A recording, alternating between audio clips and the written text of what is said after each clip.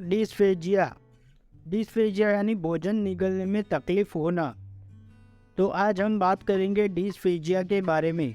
Dysphagia क्या होता है, डिस्फेजिया के कारण क्या होते हैं और डिस्फेजिया की ट्रीटमेंट क्या होती है। तो इस वीडियो को अंत तक जरूर देखिएगा, ये जानकारी आपके बहुत ही काम आ सकती है। यह क्या होता है, तो भोजन निगलने में तकलीफ हो, साथ में गले में दर्द भी हो, तो उसे हम डिस्फेजिया कहते हैं। कई बार पानी पीते समय भी गले में दर्द को महसूस कर सकते हैं। डिस्फेजिया के मेन 3 टाइप होते हैं, टाइप 1 डिस्फेजिया, टाइप 2 डिस्फेजिया और टाइप 3 डिस्फेजिया। ज़्यादातर मरीजों में टाइप 1 प्रकार का डिस्फेजिया देखने को मिलता है। अब टाइप 1 डिस्फेजिया क्या होता है, तो गले के अंदर अगर किसी भी प्रकार का इन्फेक्शन हो जाए जिसकी वजह से भोजन निगलने में तकलीफ हो और पानी पीने में भी दर्द महसूस हो, तो उसे हम टाइप 1 डिस्फेजिया कहते हैं। ये मेनली 3 टाइप के इन्फेक्शन देखने को मिलते हैं। Number 1 acute tonsillitis, number 2 pharyngitis, number 3 laryngitis.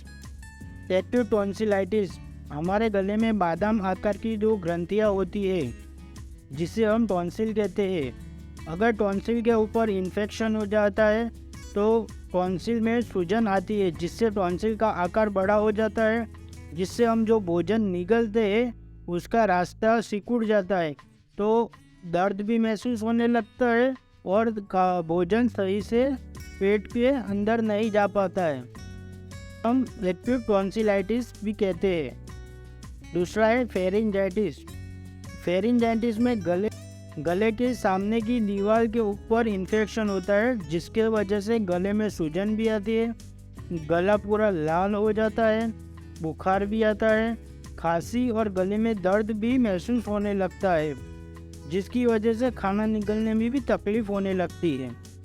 तीसरा है लैरिंजाइटिस। हमारे गले में लैरिंक्स होता है यानी वॉइस बॉक्स, जिसकी वजह से हम बोलने में सक्षम होते हैं। लैरिंक्स में किसी वजह से इन्फेक्शन हो जाए तो लैरिंक्स के ऊपर सूजन आती है और गले में दर्द भी होता है और खाने पीने में भी तकलीफ महसूस होने लगती है।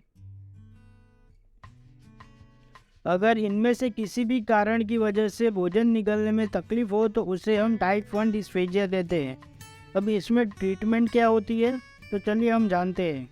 तो ट्रीटमेंट में टेबलेट एजिथ्रोमाइसिन 500 दिन में एक बार 3 से 5 दिन तक हम ले सकते हैं। अगर इन्फेक्शन ज़्यादा हो तो टेबलेट एमोक्सिक्लेव 625 वाली है तो वो दिन में 2 बार 3 से 5 दिन तक वो भी ले सकते हैं। दर्द और सूजन को कम करने के लिए कॉम्बिफेम टेबलेट का उपयोग भी कर सकते हैं। अगर खांसी भी हो तो सिरप टस्क्यू डीएक्स आती है, 1 चम्मच दिन में 3 बार तक हम ले सकते हैं। साथ साथ में गर्म पानी की भाप भी लेना चाहिए। गर्म पानी के अंदर नमक डाल के गरारे भी करने चाहिए और खाने पीने में तेल मसाले वाली चीज़ को बिल्कुल कम कर देना चाहिए। अगर अवॉइड करोगे तो बहुत ही जल्दी इन्फेक्शन में फ़र्क देखने को मिल जाएगा। अगर भोजन निगलने में तकलीफ़ हो रही हो और ऊपर दिए गए किसी भी प्रकार का इन्फेक्शन नहीं है तो टाइप 2 या टाइप 3 प्रकार का डिस्फेजिया हो सकता है। अब टाइप 2 डिस्फेजिया किसे कहते हैं, चलिए हम जानते हैं। बहुत सारे मरीज़ को एसिडिटी की तकलीफ़ होती है। एसिडिटी यानी खाने के बाद सीने में जलन महसूस होना और सीने में दर्द भी होता है। तो एसिडिटी में क्या होता है कि हमारे जो पेट में जो एसिड होता है वो रिफ्लक्स होते गले तक आता है, जो ईसोफेगस होता है उसके थ्रू गले तक आता है। इसकी वजह से गले में दर्द होने लगता है और पूरे सीने में जलन भी महसूस होती है और खाना निगलने में भी कई बार तकलीफ होने लगती है। मैं इसे ईसोफेगाइटिस भी कहते हैं। इस ट्रीटमेंट में हमको खाने पीने में तेल मसाले वाली चीज़ बिल्कुल बंद कर देनी चाहिए। ज़्यादा मात्रा में दूध भी नहीं लेना चाहिए। बहुत ज़्यादा गर्म पानी का सेवन भी नहीं करना चाहिए। स्पाइसी फूड को बिल्कुल अवॉइड करना चाहिए।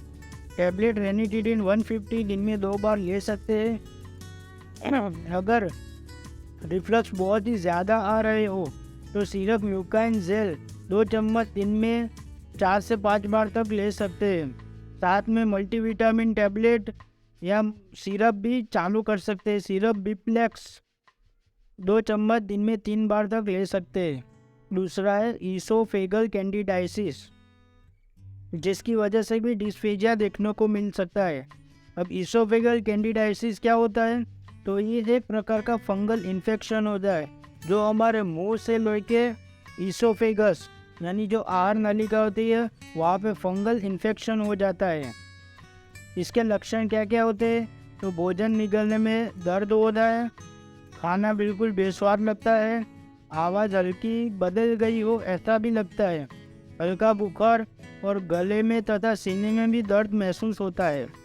ये इन्फेक्शन ज़्यादातर जिस मरीज में इम्यूनिटी कम होती है उसमें ज़्यादातर ये इन्फेक्शन देखने को मिलता है तथा एड्स और HIV के संक्रमित दर्दी में भी ये इन्फेक्शन देखने को मिलता है। ईसोफेगस कैंडिडाइटिस की ट्रीटमेंट है टैबलेट फ्लूकोनाजोल 50 mg OD यानी दिन में एक बार 15 दिन या 20 दिन या 30 दिन तक भी ले सकते हैं। ये एक एंटी फंगल दवाई है।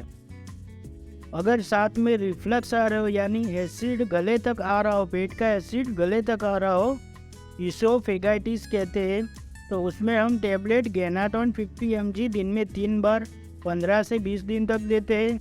सिरप एसीगोन 2 चम्मच दिन में 4 से 5 बार तक ले सकते हैं। साथ में कुछ चीज़ों का खास ध्यान रखना है, जैसे कि भोजन लेने के बाद तुरंत सोना नहीं है, थोड़ा थोड़ा करके ही भोजन लेना है, एक साथ में ज़्यादा भोजन नहीं खाना है। रात को सोते समय सिर को थोड़ा ऊपर की तरफ रखना है। अगर शरीर का वजन बहुत ज़्यादा हो तो उसे कम करना है।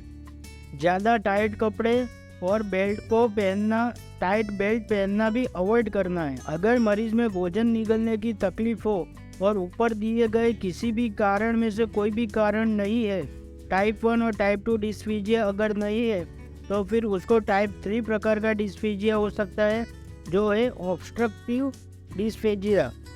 अगर किसी भी मरीज को गले के अंदर कुछ महसूस हो रहा हो, कुछ गांठ जैसा, और जिसकी वजह से भोजन निगलने में तकलीफ हो रही हो, अगर भोजन ले रहा हो और उसके साथ में बहुत ही ज़्यादा पानी पीना पड़ रहा हो और फिर भोजन गले से नीचे उतरता है, तो ये एक ऑब्स्ट्रक्टिव डिस्फीजिया भी हो सकता है। तो ऐसे में टाइम वेस्ट नहीं करना चाहिए, तुरंत एंडोस्कोपी टेस्ट करवा लेना चाहिए। डॉक्टर द्वारा एंडोस्कोपी टेस्ट करने की सलाह दी जाती है, जिसमें गले के भाग से दूरबीन पेट तक उतारा जाता है और अंदर की क्या सिचुएशन है वो हमको मालूम चलती है। अगर किसी भी प्रकार की गांठ है या कोई और प्रकार की तकलीफ है तो हमको एंडोस्कोपी टेस्ट से मालूम चलता है।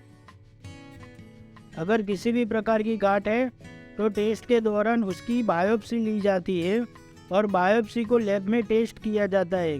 अगर टेस्ट में कैंसर की गांठ अगर निकलती है तो फिर तुरंत ही मरीज को कैंसर की ट्रीटमेंट चालू करवानी चाहिए। इसके अलावा एक और बात भी नोट करने जैसी, अगर मरीज बार बार ऐसा कह रहा है